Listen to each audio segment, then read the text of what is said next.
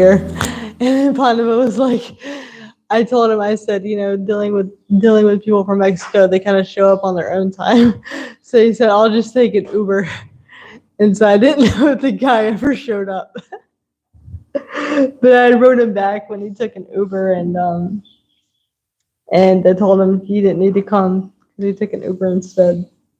But anyway, that's what I was doing while I was supposed to be preparing for class. But anyway. So today we'll be doing Canto 4, Chapter 20, text 24. Very sweet verse today, and 4 chords.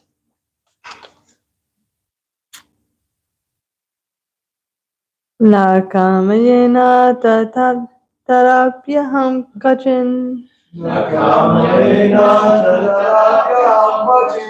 Na yatra yushma charanam bhuja sava. Mahatamanta hridayan mukachuto. Vida Swakarna yutam eshame varaha. Nakamayena tatarapyaham kvachin.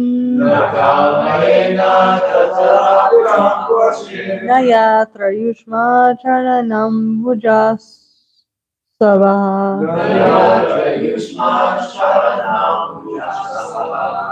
Mahatamanta hridayan mukachuto.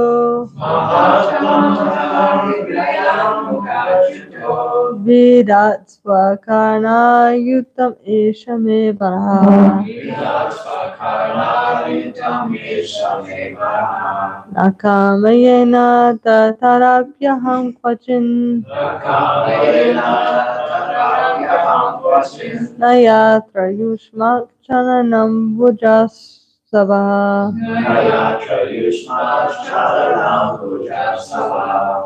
Mahatamanta hridayan mukachuto. Virat svakarna yuttameshame varaha. Please chant. Nakamayena tatarapyaham kvachin. Nayatra yusmat charanam bhuja savaha.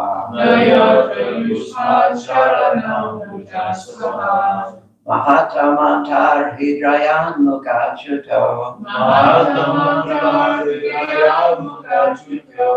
Vidhat swakarna yutam eshame varaha.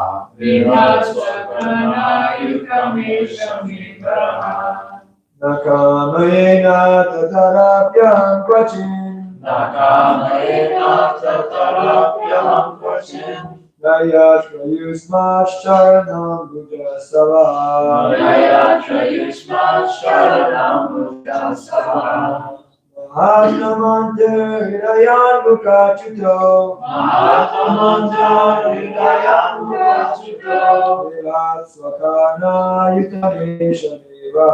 Virat swakarna yutameshame varaha. Nakamayena tatarapyaham kvachin. Nayatra yusmat charanam bhuja svaha.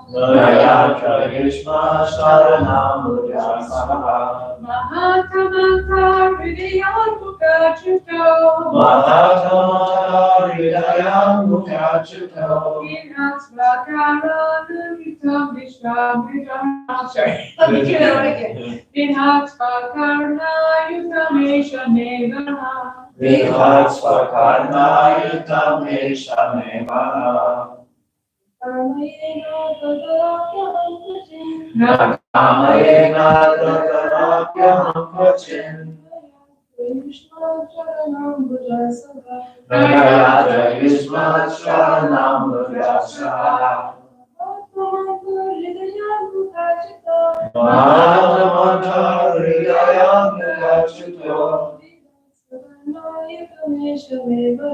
Dihasvakarnayutameshamevara. Wow, this verse is very beautiful. Word for word. Na, No, not. not. Kamaye, Kamaye, do I desire. do I desire. Nata, Nata, O Master. O Master. Tat, Tat, that. Api, Api, even. even. Aham, Aham, I. I. Kwachit, Vachit, at any time. at any time. Na, Na, not. not. Yatra, Yatra, where. where. Yusmat, Yusma, your. your. Charana Ambuja, Chana, of the lotus feet. of the lotus feet. Asavaha, Asava, the nectarian beverage. the nectarian beverage. Mahatama, Mahatama, of the great devotees. of the great devotees. Antaridayat, Antaridaya, from the court of the heart. from the core of the heart. Mukha, Mukha, from the mouth. from the mouth. Chutaha, Chutaha, being delivered. being delivered. Vidatsva, Vidasva, give. give. Karna, Karna, ears. ears. Ayutam, Ayutam, 1 million. 1 million. Eshaha, Esha, this. this. Me, Me, my. ma, Paraha, para, benediction. benediction. My dear Lord, I'm sorry, translation, Mishra Prabhupada. My dear Lord, I therefore do not wish to have the benediction of merging into your existence. A benediction in which there is no existence of the nectarian beverage of your lotus. A benediction in which there is no existence of the nectarian beverage of your lotus feet. I want the benediction of at least 1 million years, for thus I may be able to hear about the glories of your lotus feet from the mouths of your pure devotees. Please repeat. My dear Lord, My dear Lord, I therefore do not wish I therefore do not wish to have the benediction of merging into your existence. to have the benediction of merging into your existence. A benediction in which there is no existence of the nectarian beverage of your lotus feet. A benediction in which there is no existence of the nectarian beverage of your lotus feet. Can I remind you of a certain conversation from 2 nights ago? Where Narahari was talking about the foot bath water? Yeah. I want the benediction of at least 1 million ears. I want the benediction of at least 1 million years. For thus I may be able to hear about the glories of your lotus feet. For thus I may be able to hear about the glories of your lotus feet. From the mouths of your pure devotees. From the mouths of your pure devotees. Yes. The nectarian beverage of your lotus feet. Also known as Charnamrita. The foot water. And I will also admit that the first time I had that, I also did not drink it because I thought it was during Nishinga Dasi, my first year, and they were bathing the deity in milk and then they gave it to me to drink. And in my contaminated consciousness, I was like, what if that has like dust in it and bugs and stuff like that? Because I was so new to everything, so I didn't drink it, and then now it's like you can't keep me away from it. Purification. So anyway, That's the stuff that washes the feet of the guru. Yeah. Really not about that. Drink that, that's when you get real. I tell you though, once you have the Kool-Aid, there's no going back. I do remember my first time at the Korean Dutch Puja, and I remember thinking, well, that's a little weird, but oh well. So. Railroad's not the same. No, she gave me hers actually. And I was like, okay, I'll take that one too. So bad. I would drink gallons of that stuff. Anyway, so just a little bit of context before we jump into the purport. And Vishnu, as Lord Vishnu often likes to do, Krishna does the same thing with his devotees. because he's so pleased with them and their devotion. He wants to offer them something, some benediction. People intentionally try to please somebody to get some benediction, but the devotee doesn't care about any benediction. But yet Krishna's like, here, let me give you something. This is very similar in the 7th canto when Lord Nishingadev asked Prahlad Maharaj, please ask me for a benediction. But the devotees are setting an example about what to ask for when one asks for a benediction from the Supreme Personality of Godhead. So here, Prithu Maharaj, he's asking for the benediction to have 1 million ears to hear about the glories of the pastimes of the Supreme Personality of Godhead. But more importantly, he doesn't just want to hear about the glories of the Lord, but he wants to hear about them from the mouths of pure devotees. Very important point. So now we'll jump into the purport, give it some context, and Prabhupada makes some nice points here that we'll get into. Purport. In the previous verse, Prithu Maharaj addressed the Lord as Kaivalya Pati, the master of the liberation emerging into his existence. This does not mean that he was anxious for Kaivalya liberation. That is made clear in this verse. My dear Lord, I do not want such a benediction. Maharaj Prithu wanted to have 1 million ears to hear the glories of the lotus feet of the Lord. He specifically mentioned that the glories of the Lord should emanate from the mouths of pure devotees who speak from the cores of their hearts. It is stated in the beginning of Srimad Bhagavatam, Shuka Mukad Amrita Drava Samyutam. The nectar of Srimad Bhagavatam became more relishable because it emanated from the mouth of Srila Shukadev Goswami. One might think that these glories of the Lord can be heard from anywhere, from the mouths of either devotees or non-devotees. But here it is specifically mentioned that the glories of the Lord must emanate from the mouths of pure devotees. Srila Sanatana Goswami has strictly prohibited hearing from the mouth of a non-devotee. There are many professional reciters of Srimad Bhagavatam who speak the narrations very ornamentally, but a pure devotee does not like to hear from them, because such glorification of the Lord is simply a vibration of material sound. When it is heard from the mouth of a pure devotee, glorification of the Lord is immediately effective. The words Satam Prasangam Amavirya Samvida, Bhagavad Gita 3:25-25, mean that the glorification of the Lord is potent when uttered from the mouth of a pure devotee. The Lord has innumerable devotees all over the universe, and they have been glorifying the Lord since time immemorial and for unlimited time. But still, they cannot completely finish enumerating the glories of the Lord.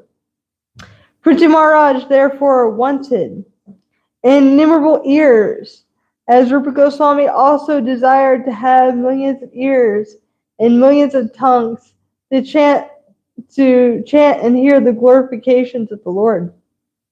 In other words, if our ears are always engaged in hearing the glorification of the Lord, there will be no scope for hearing the Mayavad philosophy, which is doomed to spiritual progress. Sri Chaitanya Mahaprabhu said that if anyone hears from a Mayavadi philosopher preaching about the activities of the Lord, even if it is a description from Vedic literature, he is ultimately doomed. By hearing such Mayavadi philosophy, one cannot come to the destination of spiritual perfection of life.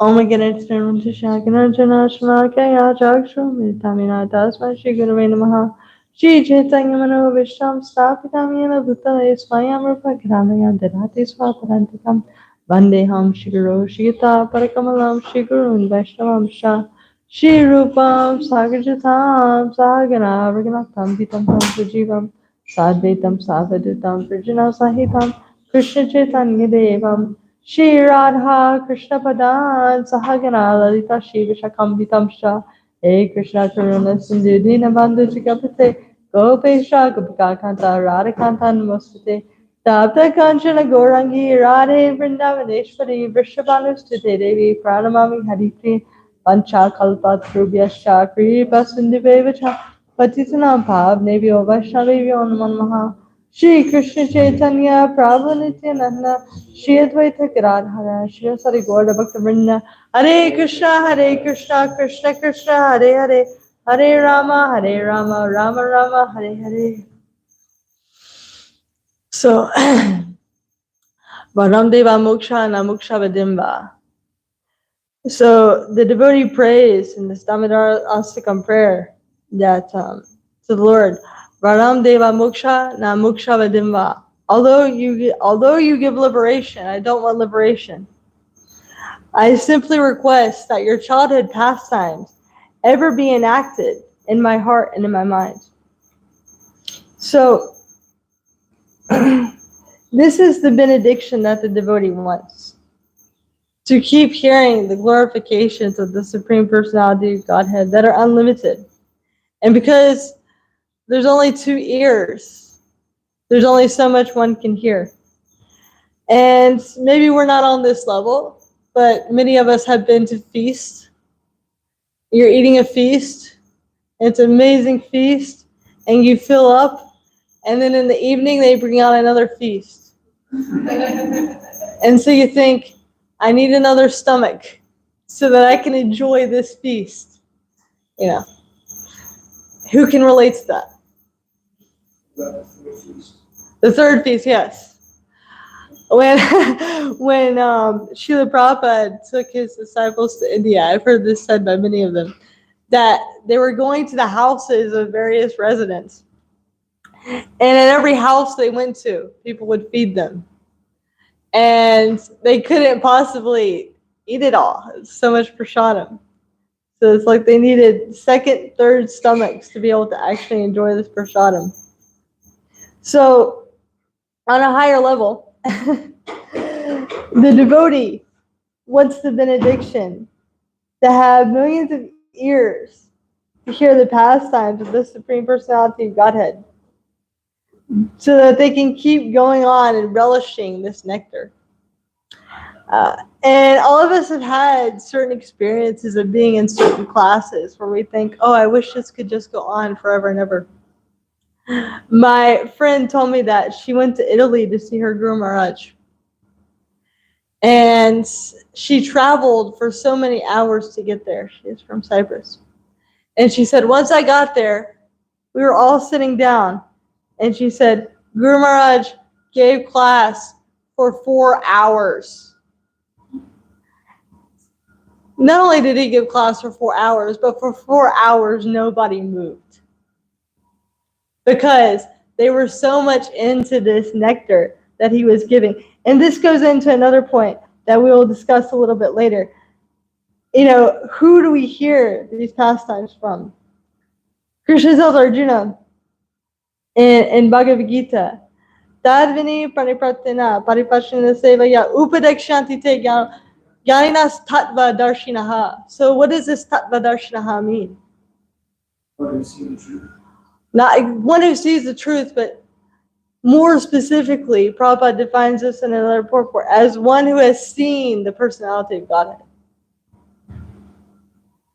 And so the reason why it is said that one should approach pure devotees for hearing about the pastimes of the Supreme Personality of Godhead is that the pure devotees know Krishna.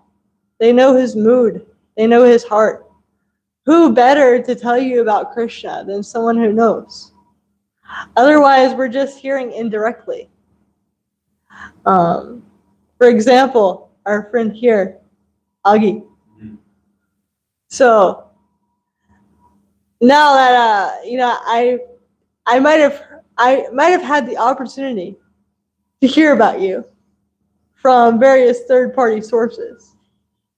But when Kirtan told me about you, he had so many more details about your qualities, good qualities, and how you're very interested in Krishna. So, with the devotee, they know Krishna directly, so they can tell you how to approach Krishna. What is Krishna like? I was reading about the history of the art department in ISKCON, and the devotees were writing Prabhupada about everything. You know, we can easily take this for granted because we have so many pictures of Krishna now available in our movement. But in the very beginning, the devotees didn't have anything to go off of. And Prabhupada's here in 1970, and he's translating Krishna book, and he's telling them, okay, I want a picture of Nanda Maharaj carrying Krishna to the house of Yashodamata over the Yamuna. And the devotees, they had no idea what that looked like. They didn't even know what Krishna looked like. You know, so literally Prabhupada is giving them every detail. Krishna is this color. Krishna is dressed like this. Nanda Maharaj is this color. You know, make him about this age. And so much detail went into these paintings. And it's even said, it's not based on mental speculation. They even said once that when they were making a painting based on the prayers of the personified Vedas, one of the devotees suggested, oh, maybe we should paint a picture of like the Vedas as books, because they were thinking of books, but with arms and legs. You know, like something from a cartoon. You follow? So they wrote to Prabhupada, and Prabhupada said, no, they're actually like persons, and they're sages. You can make them look like some look like Valmiki, some look like Narada Muni, etc., etc. Make some of them with a full head of hair, because some are householders. Make some of them like brahmacharis, like that. So in that way, you know, the devotees were hearing directly from Srila Prabhupada exactly how to paint everything. So there's no speculation. And you see a lot of times, if you don't know these things, a lot of the prints you can find, they're based off speculation. Like Prabhupada was mentioning once that Lord Ram is not blue. He's green. But you see so many prints, Lord Ram being blue. Mother Yashoda is also blue in complexion. Prabhupada wrote that. So by hearing from the mouth of a pure devotee, one can actually see Krishna directly. So there's this pastime with Srila Bhaktisiddhanta Saraswati. He was giving a class, and one of his disciples was not there. So later, he asked this disciple, why were you not in class this morning? And they were in a holy place. So the disciple said, oh, Guru Maharaj, I went to such and such place to take darshan of the deity.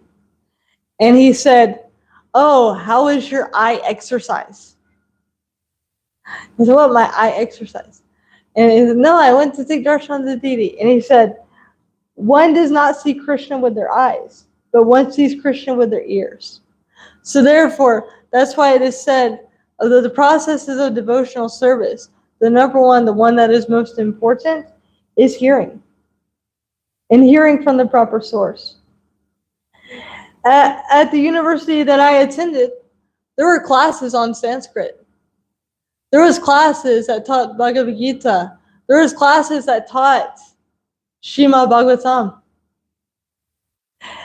And it was called Indian mythology. So I met students from these classes, because I used to have a book table. And they were saying, oh, this is cool, I'm studying this book in my my Indian mythology class. So they were hearing pastimes of Krishna, and they were even hearing Bhagavad Gita. But out of all those that heard, not one single one actually became a devotee. And why is this? It's because you're hearing from people who are just professors. They're not actual devotees of Krishna. But A devotee at their can turn really almost anything into gold. Look at anything as a preaching opportunity. So, because they had been studying 10th canto, this Bhagavatam, I said, "Oh, you like these stories?" I said, "Yes, we like them a lot. They're very interesting. One said, very entertaining." I said, "Would you really like to understand?" They said, "Yes." So I handed them first canto part 1. I said, "Really, what you're doing is good, but if you really, really want to understand this personality, Krishna, there's actually 9 other cantos you had to read to be able to understand." They said, "Oh yeah, my professor mentioned that this was part of a much bigger set of the Srimad Bhagavatam." But it said that we didn't have time to go through everything. So they just gave them 10th canto and that was it. But I distributed a lot of first canto part 1s that way, taking that opportunity.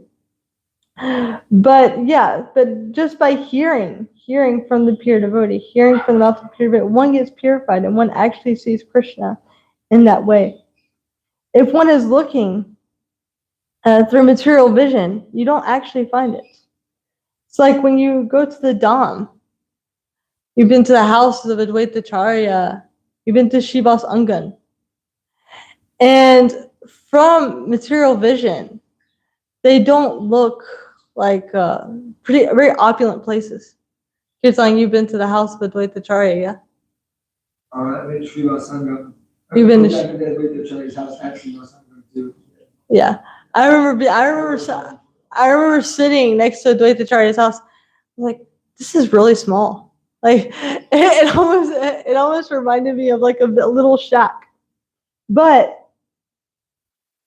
but the main nectar of being able to go to the Dham is actually being able to go on this parikrama, not just seeing these locations, but hearing the pastimes that are associated with these locations.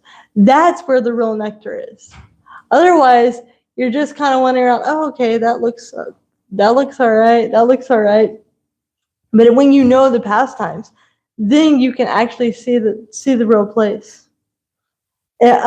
Otherwise, you're kind of looking at the Ganga. I remember looking at the Ganga and thinking, if I was looking at this, if I didn't know that Ganga is never contaminated, Ganga is pure, and I didn't hear so many pastimes about the Ganga, I would think, wow, it looks really dirty. Because there's shampoo bottles, there's soap dispensers, there's candy wrappers, and you'll start to think things like, wow, did these people never use a trash can? Dead bodies, bodies of animals, all sorts of things. But what really makes it nectar is that shravanam, that hearing about the pastimes associated with the Dham. I remember being in New Vrindavan, spending time there, and in New Vrindavan during the summer, they have a lot of tourists that come. And you have everything in the spectrum from people from India and rednecks. So one time, I decided that I wanted to go on the tour. Because I never actually been on tour in New Vrindavan. I had just gone there to do service and never gone around. So I decided I wanted to go on this tour, and they had one guy from, I think, Gujarat, and he was taking devotees on a tour. And that day it was a very small crowd, so it was just me and some other couple. I believe they were also from Gujarat. And we were going around on the tour, seeing the sights, and they said, "Oh, this is nice. This is nice." We're taking a few pictures, and about the third stop, they said, "Thank you very much, Prabhuji. We have to go now. And, we want to go to stop at the restaurant before we leave," etc., etc. And he said, "Oh, okay." And then he looked at me and I said, "I want to keep going because I haven't seen this whole place altogether yet." So he said, "Okay." So the next place he took me was up the hill, and there's this second temple that they were building. I'm not exactly sure where they're at now. And next to this place, there's a little living facility, small shrine. And that's where Varshana Maharaj was staying. And Varshana Maharaj, very, very, very sweet devotee. And the guy looked at me and he said, "Oh, Maharaj is here." let's go. So I went up to the shack. Maharaj invited us in. He's so sweet. He gave me a place to sit, gave me something to drink, gave me some Mahaprasad. And he proceeded to talk to me for 2.5 hours, all about the pastimes of Lord Chaitanya. And then there's a little, like a mini Radhakund and Shamakund there. And he began to speak to me about, the appearance of Radhakund and Shamakund. And there was just so much nectar in this. This was like the best part of the whole entire tour. And I was thinking, that couple really missed out. They were just sightseeing, but they didn't actually see the Vrindavan. And when I was there, I was like, man, I feel like I'm in Vrindavan. This is the most amazing thing ever, being able to hear from this devotee. And just he's spending so much time with me, answering all my questions. And at the end, I asked him, Maharaj, thank you so much. Is there any service I can do for you? He said, I said, I'm taking this deity worship course. What can I do for you? He said, first, expand your consciousness and see that the temples are also dhams, everything. That is the body of the Lord. So by serving that is also like a form of deity worship. And second, if you come tomorrow and you can dress my Vrinda deity. He had a deity of Tulsi Maharani, which you don't see too often. It's a very, very beautiful deity. And so while I was there, I went and I dressed his deity for him. And he was so happy. But there's so much to see, it's Vrindavan, it's very beautiful. They have beautiful guest rooms, beautiful temple. They organize everything so nicely. But the real nectar in going to the Dham or going to the holy place, being able to actually see that place for what it is hearing from sadhu. And furthermore, while I was there, as I just mentioned, they have so many people that come. And they have somebody there that speaks various Indian languages, and I can preach to everyone, but there's only one guy. And so there's busloads of people that come. And they're going up to the palace or going into the restaurant. And I was sitting in the temple one day chanting my japa and thinking, should I talk to these people? Should I preach to them? But I was shy. I thought, I don't speak Hindi. I don't speak Gujarati. They don't want to hear anything I have to say. They're going to look at me and say, what do you know about Krishna? Da, da, da, da. And then this redneck couple walks into the temple with 2 kids. I thought the guy has mullet, Dale Earnhardt t-shirt, Mountain Dew in the left hand, can of snuff in the back pocket. And they're taking darshan, looking around. Mom has a Coca-Cola, I think, in her hand. Kid has water, total redneck couple. And they're taking darshan, looking at Gorni Tai, looking at Shishi Radha Ramachandra, looking at Nataraj. And I think I should go talk to them. But all of a sudden, this lady, she looks like maybe she was from somewhere in India. She goes up and she starts preaching to them. And they're listening to her. And they're all into it. I can just see they're totally absorbed. So I said, well, if she's doing it, what excuse do I have? So I start getting up and I'm walking around and I walk down to the lake and I have my Japamala with me. And I sit down and I say, okay, Krishna, I feel like I should say something to these people because I feel like they're just missing everything. They're just coming to sightsee and they look lost. They're wandering around, they're leaving. And then this family comes up to me and then they start talking to me. And they're like, oh, yes, can you tell us, who is this Panchatattva? And who, what did they do? And who is this Srila Prabhupada? And so I start talking to them, for such a long time.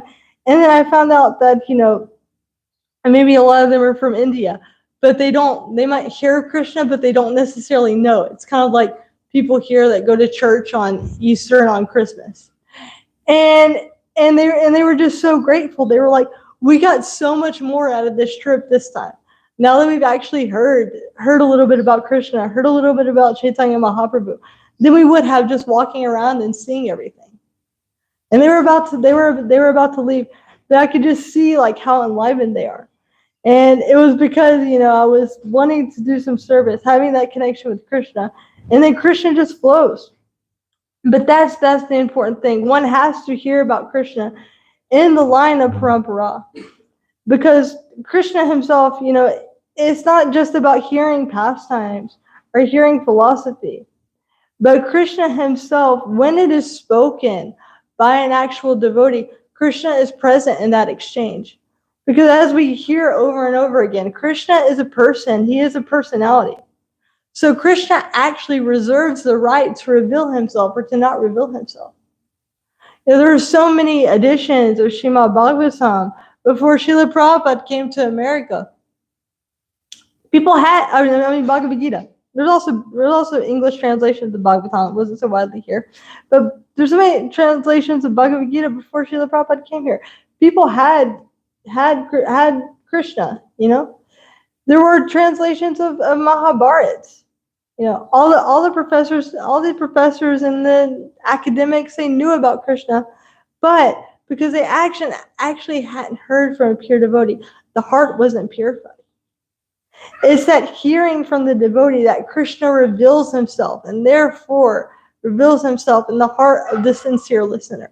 So you have to have a qualified speaker and a qualified listener. And the first canto, Prabhupada brings up in this purport Srila Shukadeva Goswami. And Srila Shukadeva Goswami is our speaker of the Srimad Bhagavatam. He's speaking to Maharaj Parikshit. But when Srila Shukadeva Goswami came into the assembly, of all the sages, he didn't look like your typical Vaishnava.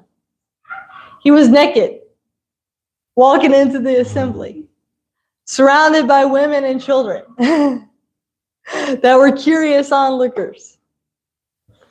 But but everyone knew, Srila Shukadeva Goswami is the right person for speaking Srimad Bhagavatam to Maharaj Parikshit. Because Srila Shukadeva Goswami was a pure devotee of Krishna. They could tell from his features. He's a pure devotee, he's the qualified person. And so it's not just hearing this philosophy, but hearing it from the right person, that everything is actually revealed. And I've heard many, many stories. One guy told me this story that he actually didn't want anything to do with the devotees until he went to a lecture from his spiritual master, or the guy who became his spiritual master. And somebody had talked him into going to this lecture. And, they gave him a shower first because he had been in the woods for several days. And he didn't want anything to do with the Hare Krishna people. His family had lived on this land up in New Vrindavan before the devotees bought the property. And so they didn't really like any of the devotees. They thought these crazy people are taking over our mountain. So he came down one time from a festival because he was hungry. And they gave him some prasadam. And somebody talked him into going to this class that Radhanath Swami was giving. And they gave him a shower first, gave him some fresh clothes, and then he went. And they said, please come and hear this personality. And he told me, he said, I walked into that door and I sat down, and when I saw him, immediately my heart said, I will do anything that person tells me to do. And he said, after hearing that lecture, from that day forward, he started following all the regular principles, started chanting Hare Krishna, gave up his enmity towards the devotees. But that's the power of hearing from an actual pure devotee, a sincere devotee that wants to benefit others.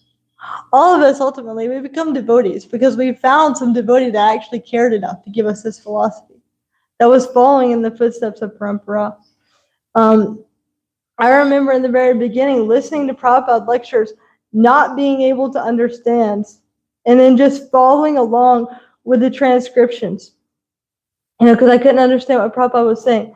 But I could feel, in my heart, just by hearing this Krishna consciousness, I was like, I'm not the person that, these lectures are talking about. I'm not this pure devotee.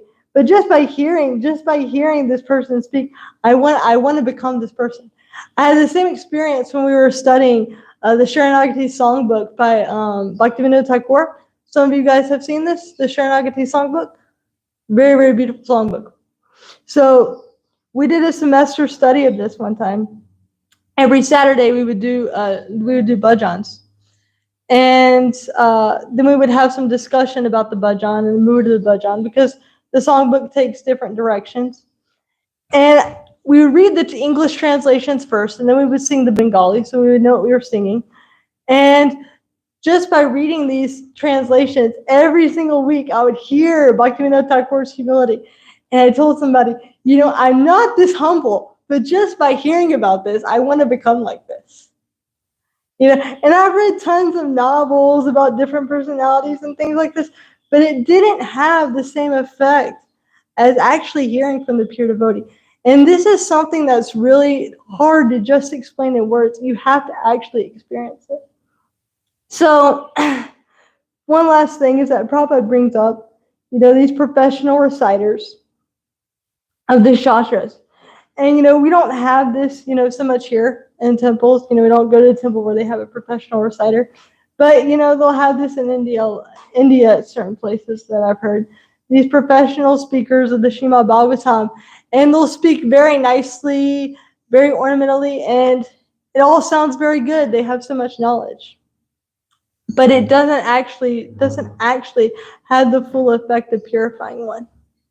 You'll notice that when someone is a very sincere devotee of Krishna, sometimes it doesn't even matter what they say, but the person that they're speaking to understands because they're sincere. I remember going on book distribution with one guy, and he was knocking on doors, but because he was like, please Prabhupada, let me help you distribute your books. Tell me what I say. I don't know what to say.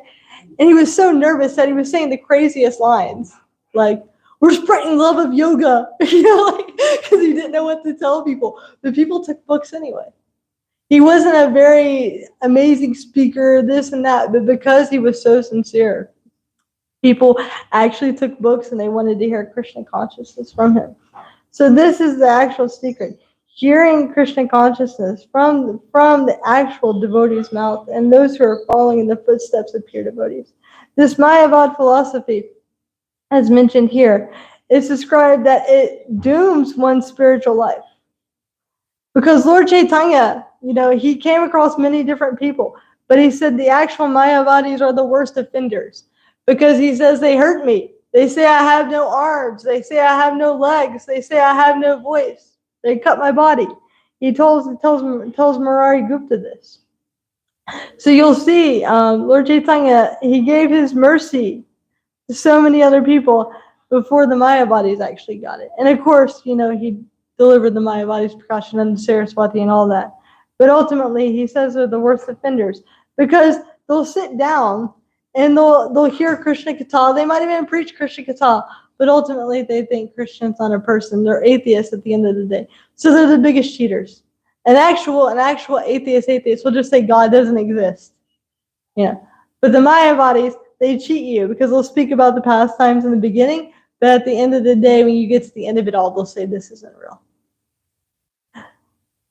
So there's much more that could be said, but I have to stop here. Vancha kalpa trubhyascha kripa sindhubhyo pavnebhyo vaishnavyo namo namaha. Yes. Good point. One was that you're talking about how we have to hear in the Dham, and that's so powerful that, whenever I was at a holy place, like when I was hearing, like when I was with Vaisheshika Prabhu at Bhaktivinoda Thakur's house, so powerful hearing about Bhaktivinoda Thakur. And then we were at Keshi Ghat and we read the Keshi Leela. And then when I was at the Samadhi of Sanatan Goswami, we were reading, and that was one of the most profound experiences I had in the whole pilgrimage to India, was just reading about Sanatan Goswami and hearing how much love Lord Chaitanya had for him. That Lord Chaitanya, he said, I'm embracing you for my purification. I just started to cry there because it was so, just like this person really knew, and this is a serious recorded personality who knew and associated and was friends with Lord Chaitanya. So this is amazing. And then second was like you said, the pure devotee, when he says something, it's so true that we, I know it's like my spiritual master, we're all telling everybody to chant 16 rounds, but I know at least of 3 cases where he just goes, why don't you chant 16 rounds? And the person just starts chanting 16 rounds. So it's just like, I know at least of 3 people that happened to that were coming around, but then after like they just talk with my Gurudev for a few minutes, he's just like, just chant 16 rounds. And they're just like, okay, I'll do that. And then, just accept it. So he's got that potency. Yes.